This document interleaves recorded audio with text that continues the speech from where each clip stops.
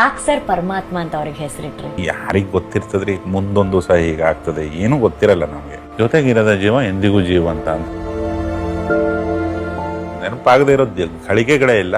ಅದಕ್ಕೆ ಅಭಿಮಾನಿಗಳಿಗೆ ಥ್ಯಾಂಕ್ಸ್ ಹೇಳ್ಬೇಕು. ಎಲ್ಲಾ ಕಡೆ ಅವರನ್ನ ಇವತ್ತಿಗೂ ಬದುಕಿಸಿದ್ದಾರೆ.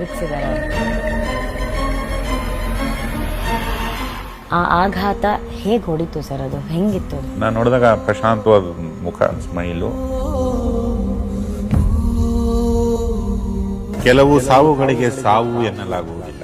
ಸಾವಲ್ಲ, ಇದು ಅವರ ಹುಟ್ಟು ಅನ್ನಬಹುದಲ್ಲ. ಹೆಚ್ಚಿಗೆ ಹೇಳುವುದು ಏನಿಲ್ಲ, ವಿಷಯ ಇಷ್ಟೇ. ಅಪ್ಪು ಎಲ್ಲಿಗೂ ಹೋಗಿಲ್ಲ, ಆತ ಎಂದಿಗೂ ಹೋಗಲ್ಲ. ಯಾಕೆಂದರೆ ಅಪ್ಪು ಅಜರಾಮರ, ಅವಿಸ್ಮರಣೀಯ, ಪರಮ ಪುನೀತ, ನಾಡ ಚೈತನ್ಯ ಎಂದರೆ ತಪ್ಪಿಲ್ಲ. ಕೆಲವು ಸಾವುಗಳಿಗೆ ಸಾವು ಎನ್ನಲಾಗುವುದಿಲ್ಲ. ಸಾವಲ್ಲ, ಅದು ಅವರ ಹುಟ್ಟು ಅನ್ನಬಹುದು.